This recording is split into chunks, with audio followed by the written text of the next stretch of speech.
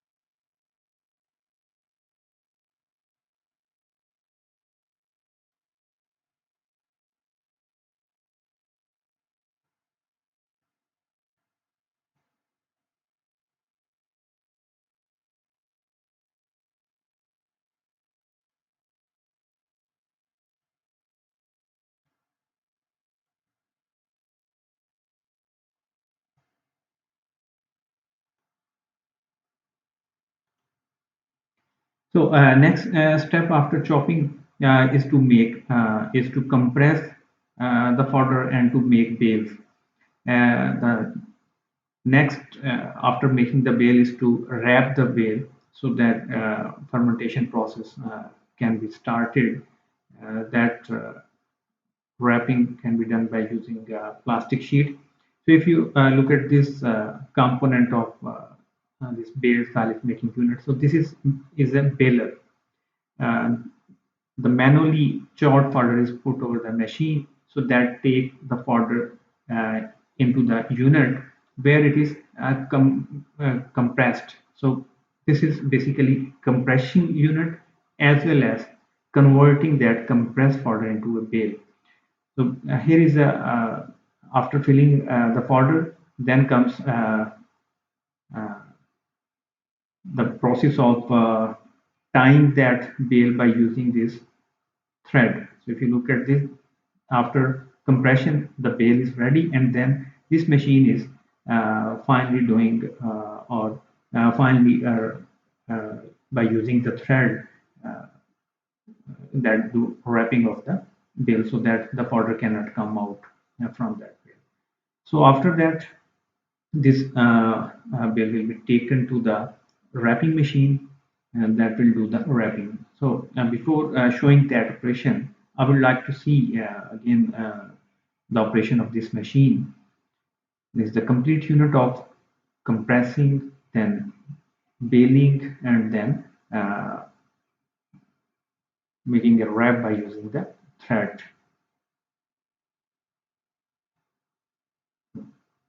The folder is put over the machine unit that is taking that stuff or for job folder into the machine. So machine is working at this time. So if you want to hear the noise,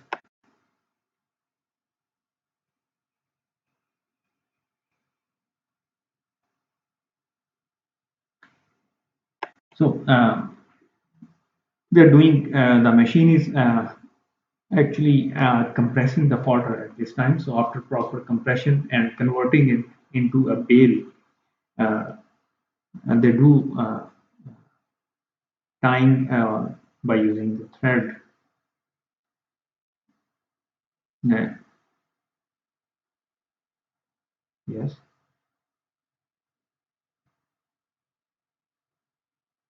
Now look at this. The bale comes out.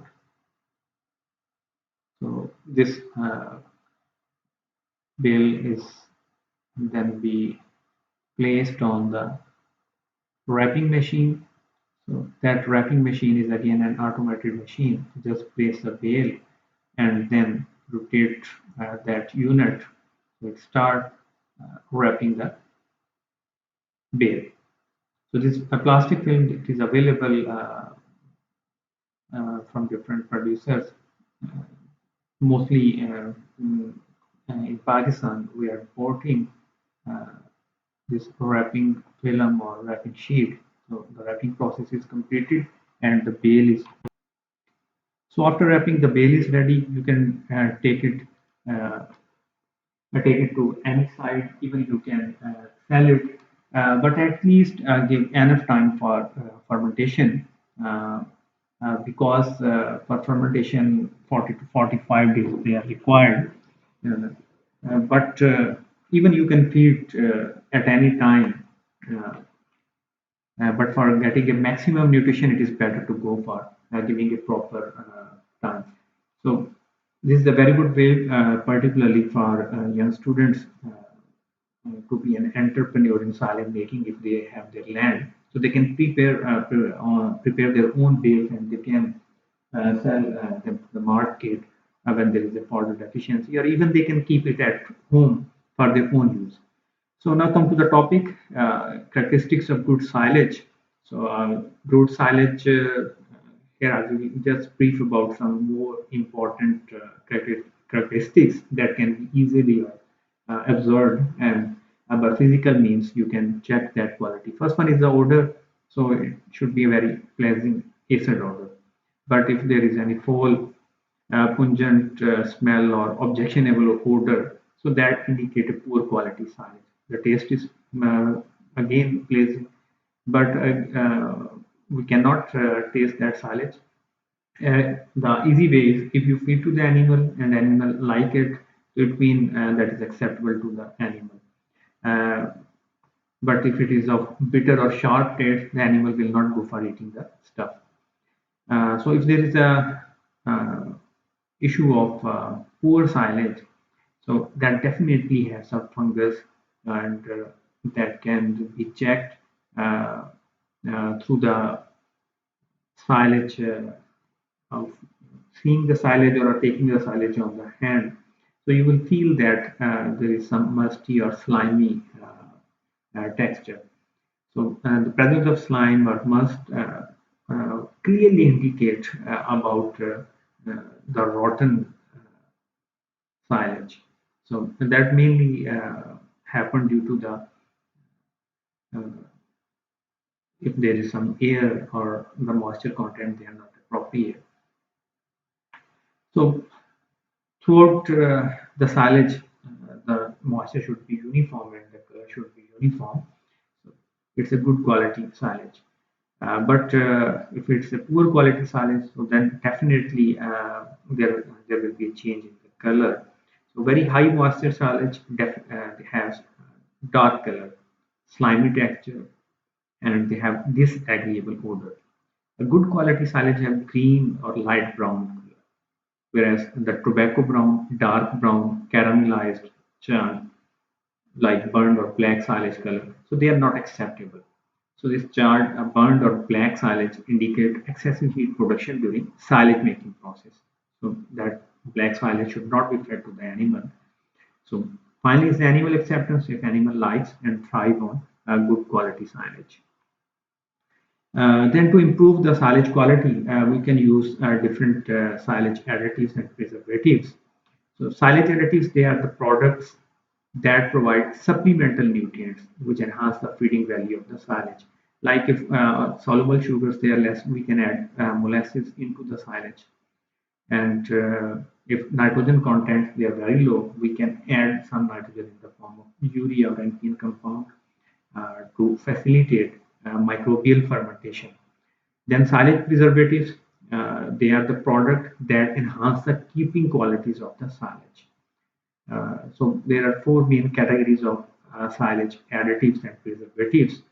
They are divided into feed additives, acids, fermentation aids, and finally the preservatives. So Under the additives, feedstuff, they can be used as a silage additives. They are used to provide a readily available source of carbohydrate for fermentation into the lactic acid. The common example is the use of molasses. They are used to reduce the moisture content.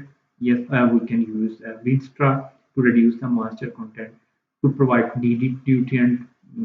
I have given the example. We can use salt that can also act as a preservative to improve the sodium and chloride content, and we can add some mineral components, or we can add even urea to improve the nitrogen content of the silage.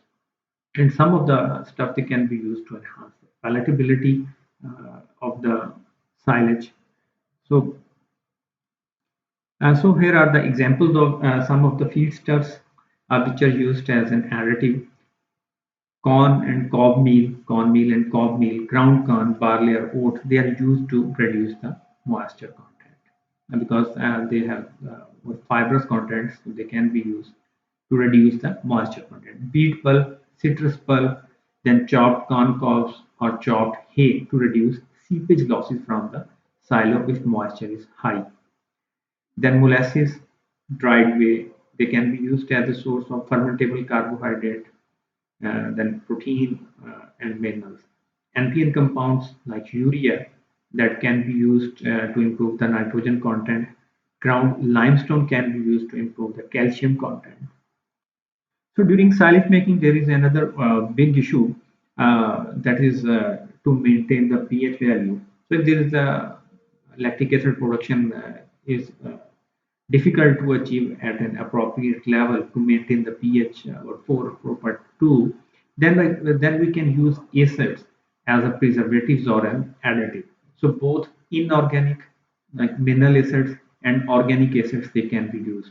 So under the mineral acids we have hydrochloric acid, sulfuric acid, phosphoric acid. They help to lower down the pH of the silage immediately.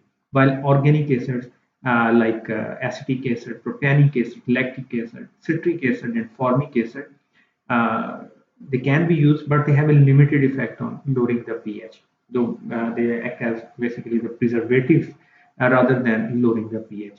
So both minerals and organic acid they limit the microbial growth and they help to stabilize the silage. And then fermentation aids, particularly there are certain bacterial cultures, they are available in the market. Yeast culture is available in the market, and enzyme supplements like fibrolytic enzymes. So they can be used as a fermentation aid to enhance the fermentation process. Next come the silage additives and preservatives. This group include the preservative group include antibiotics, salt, and stimulants. So these products basically preserve the silage by inhibiting the microbial action or undesirable fermentation. So they either inhibit the growth of those bacterial species that are harmful, or they also inhibit the microbial action for undesirable fermentation. So next comes the causes of poor silage. So I have discussed basically into two major categories. The first, which are related to the acid production, and the second one, which are related to the moisture content. So under this acid production, if during the silage making process acid is not produced in sufficient quantity, then it will stop. It will basically stop the fermentation, and there will be putrefaction due to undesirable bacteria. So such bacteria they will produce enzymes that do breakdown of protein, and that result in the production of sorry, and that result in the production of off flavor and slimy silage. So, if there is a production of acid in high quantity due to high proportion of soluble sugar, so that makes the silage unpalatable due to the production of more acid or uh, more drop in the silage pH. So, it makes the silage more sour. Silage is not only unpleasant, but when we fed to the animal in a large quantity, so that cause diarrhea. Next issues they are related to the moisture content. Okay, if we use forage which is of high moisture content, so it will be difficult to pack that material at the time of silage making, and more air will be left in the forage. So this will result in moldy silage. High moisture content also cause undesirable fermentation. So in case of less moisture content, there will be no proper fermentation, and either it will take a long time, or either the silage cannot be acceptable at the end of silage making time. So we must be careful while making a silage. We should go for an appropriate stage of cutting, moisture content, proper compression, and then sealing the silage. We can add additives and preservatives to improve the quality of the silage. Okay, if we are feeling either the moisture content they are very high or very low, or the crop which we are using that is deficient or have less amount of fermentable carbohydrates. So this is again a short presentation from Delaval. Uh, this company video is available on YouTube side, so you can watch it there, or you can have a little bit idea from here. Again, this is basically the good practices for silage making. Most of the points we have already discussed during this silage making process, but you can go through their video on the YouTube side. So if you look at this, this is what we have calculated.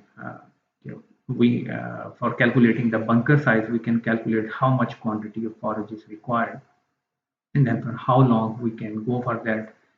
Then we can decide about the dimension of the uh, silo.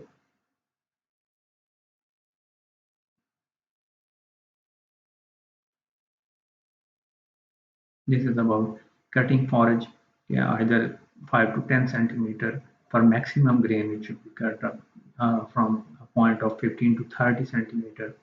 Then this is harvesting as well as chopping uh, of the fodder. And then this is the bunker filling uh, of the silage, then feeding to the animal.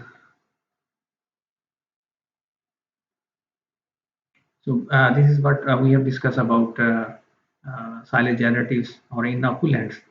They can improve the silage quality through fast drop in pH, and through less growth of undesirable microorganisms. So they reduce the dry matter losses and other losses. So homofermentive and heterofermentive type of these additives they are available.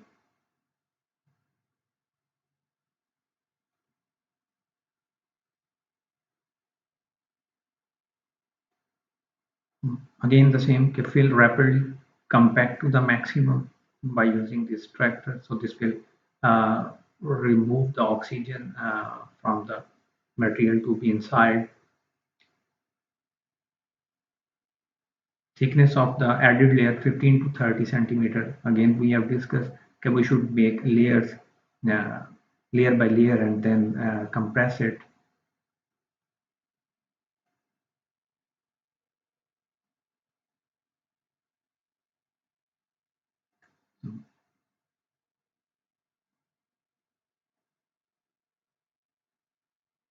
So this is basically how we can use the machinery. 40 ton of tractor weight, 100 ton of the trolley. So proven oxygen barrier, full resistant film is available.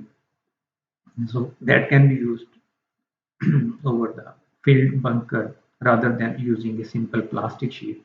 So because when we use a simple plastic sheet, there is a high loss through oxidation, yeast, and more growth. So if you look at this, this is the oxygen barrier film, and there is a less loss in it. Where in this case, there is a top loss of up to 35 centimeter is a loss. So oxygen barrier film must be used that gives better quality silage, and it can be easily handled the silage management.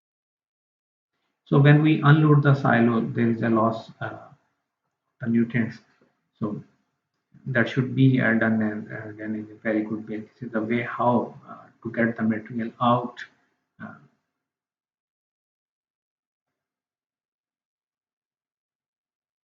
about level of compaction, and then dry matter percentage checking, temperature and pH checking, top surface, spoilage. So that can be tested. Particle size distribution can be checked. Nutritional value of the silage and organic acid produced. So all these tests they can be performed. So better to understand the errors for improving the productivity in the next season of the silage making.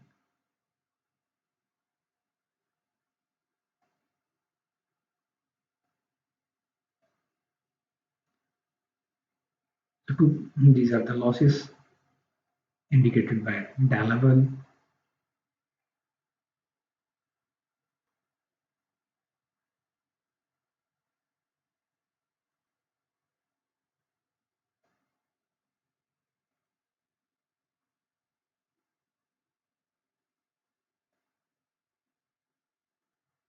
Happy cow.